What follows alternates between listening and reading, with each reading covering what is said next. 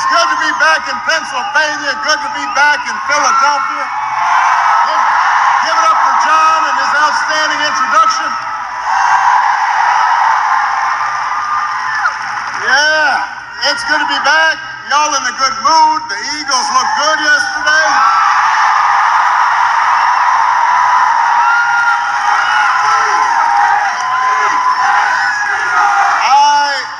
Something happened to my Bears we're not going to talk about.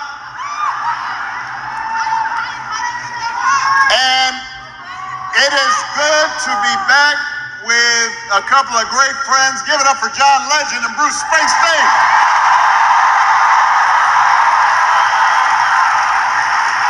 There's a reason why those guys are headliners.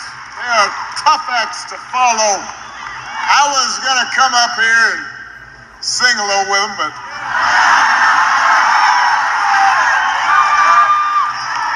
you don't want to do this too often. The people might start taking me for granted.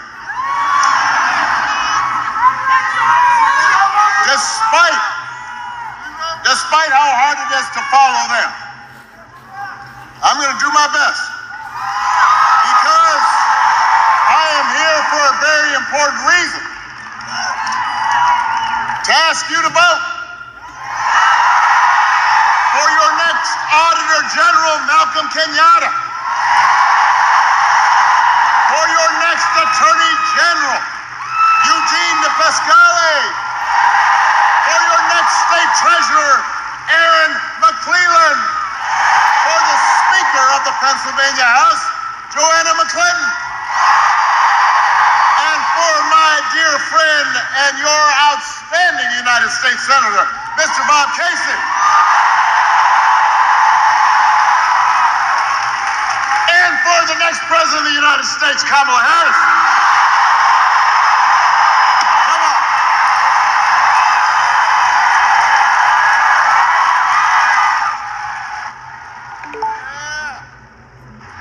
Now, you've heard this already, but it's worth repeating.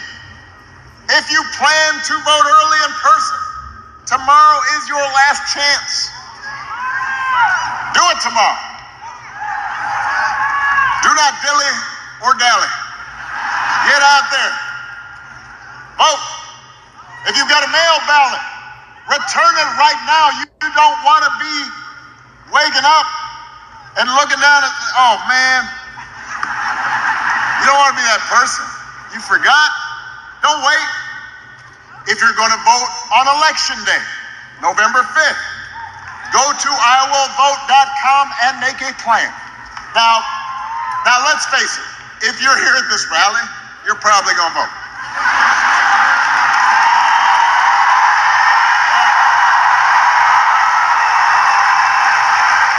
I am preaching to the proverbial choir right here. But you've still got work to do. Because you need to talk to your friends and family so they have a plan to vote too. Because together we have a chance to choose a new generation of leadership in this country and start building a better and stronger and fair and more hopeful America. Now, we know this election is going to be tight. It shouldn't be. But it will be. Because a lot of Americans are still struggling. I mean, we have been through a lot over the last few years. A historic pandemic that wreaked havoc on communities and businesses. And then disruptions from the pandemic caused price hikes. And that put a strain on family budgets. And people started feeling like no matter how hard they worked, they were just treading water. So I get why people might want to shake things up. I understand that. What I cannot understand is why anyone would think that Donald Trump will shake things up in a way that is good for you. Because there is absolutely no evidence that this man thinks about anybody but himself.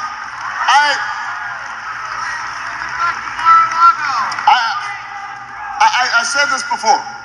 Here's a man, a 78-year-old billionaire who has not stopped whining about his problems since he rode down that golden escalator 9 years ago. He's still tweeting all times of night, all caps. When he's not complaining, he's trying to sell you stuff. Trying to sell you gold sneakers. Trying to sell you a $100,000 watch. Says it's a Swiss watch. They can't find where in Switzerland it's actually made. But he wants to sell you a Trump Bible. Do not boo, vote. Remember that. I want everybody to understand, nobody can hear your boos, but they can hear your vote.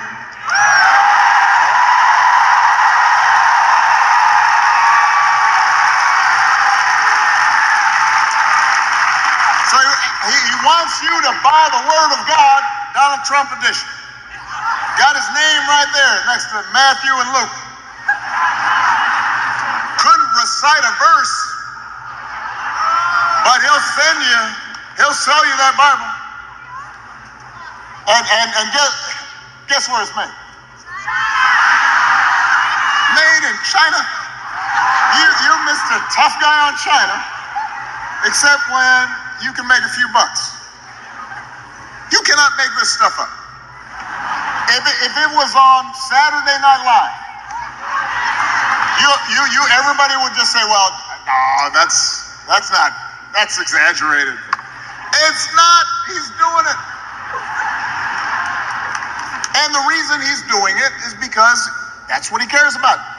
His ego, his money, his status. He is not thinking about you. Donald Trump sees power as nothing more than a means to his ends. He wants the middle class to pay the price for another huge tax cut that would mostly help him and his country club buddies. He doesn't care if he costs women their reproductive freedoms. It won't make a difference in his life. Most of all, Donald Trump wants us to think that this country is hopelessly divided between us and them.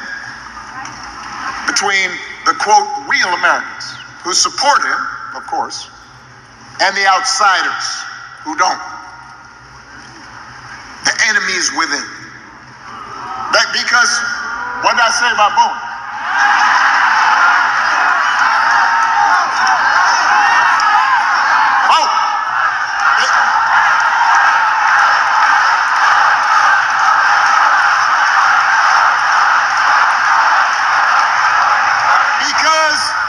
Because Donald Trump understands, and he's not wrong about this, that dividing people, making them angry, will boost his chances of being elected. It's not good for the country, but it might improve his odds. We saw it last night.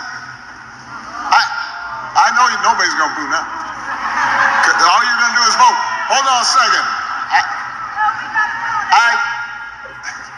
So the man holds this big rally at Madison Square Garden. And the warm-up speakers were saying we're trotting out and peddling the most racist, sexist, bigoted stereotypes. One guy called Puerto Rico, quote, an island of garbage. Now,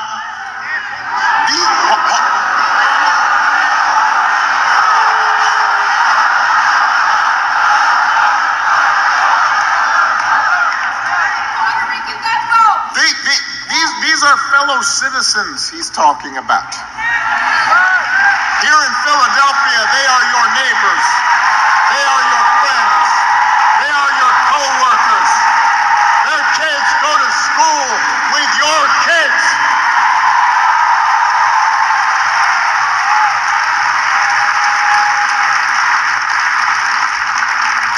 These are Americans. They're people. And that is the reason why this election should not be close. It should be clear. Here's a good rule. If somebody does not respect you, if somebody does not see you as fellow citizens with equal claims to opportunity, to the pursuit of happiness, to the American dream, you should not vote for them.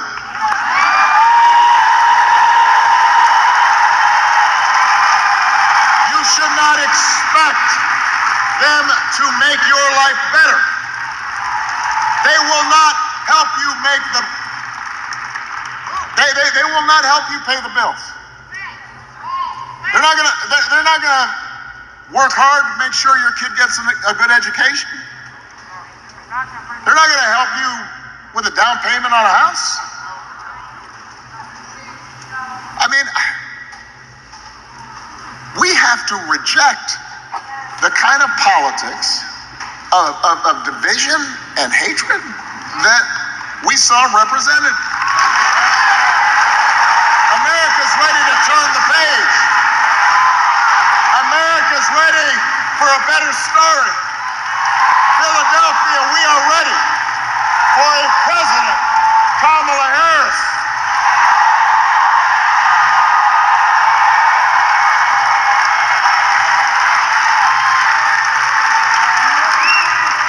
And the good news is Kamala Harris is ready for the job.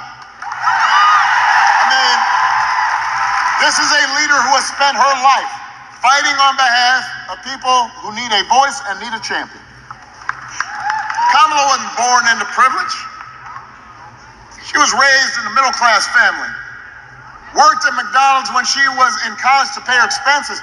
She didn't just pretend to work at McDonald's when it was closed.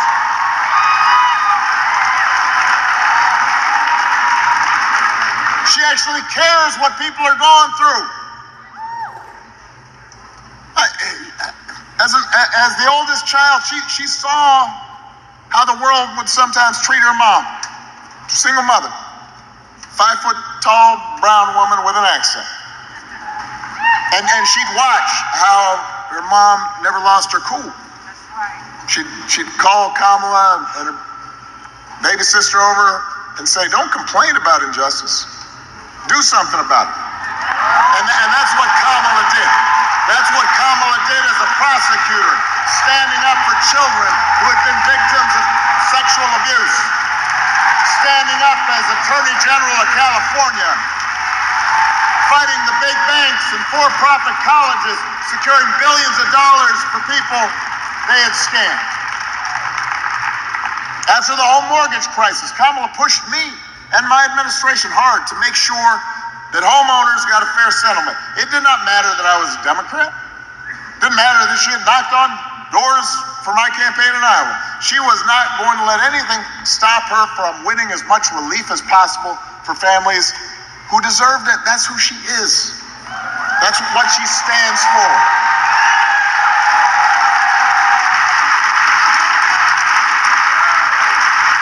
You may not agree with every decision she makes. You didn't agree with every decision I made. You didn't. But you won't find somebody who you agree with on everything.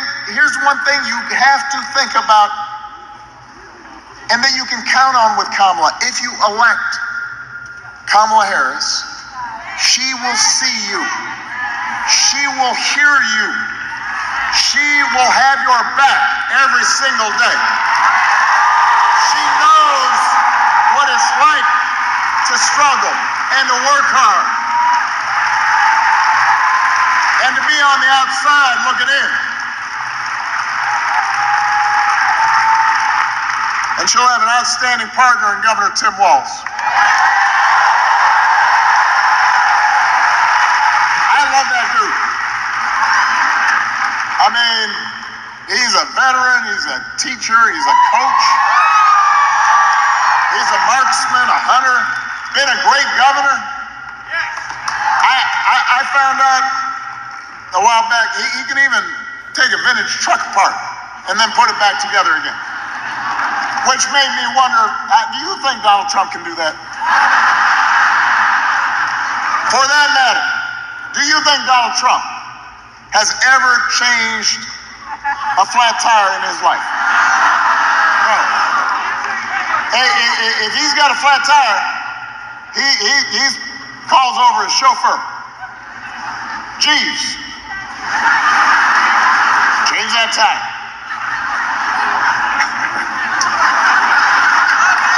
I don't know that his name is actually Jeeves, but it might be. Got a fake English accent? Jeeves. Hey, listen, the point is, if you elect Kamala and Tim, they won't be focused on their problems, they'll be focused on your problems. They actually understand that too many folks here in Pennsylvania and across the country are struggling to pay the bills. They know what it's like to struggle to pay the bills. Now, even though wages have been steadily growing, inflation is finally slowing. The price of everything from healthcare to housing to groceries, it's still too high for a lot of folks. And that hurts. The question is, who's actually going to do something about it? I knew you guys knew the answer, but that was a rhetorical question. But let me expand. So, on the economy, which all the polls show that's people's main concern, Donald Trump's main idea is to give another massive tax cut to billionaires and big corporations. Now, do not boo. No, that's the last time I'm going to say it. I know y'all got it now. Now, I have heard, because I'm talking to folks, and what I understand is some people are saying, well, I remember the economy when he first came in, that was pretty good. Yeah, it was good because it was my economy. Yes.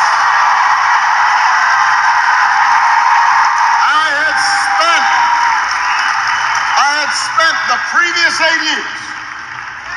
I had spent the previous 8 years cleaning up the mess the Republicans had left me. Financial crisis, Great Recession, the auto industry flat on its back. And after those 8 years, I then handed over 75 straight months of job growth to Donald Trump.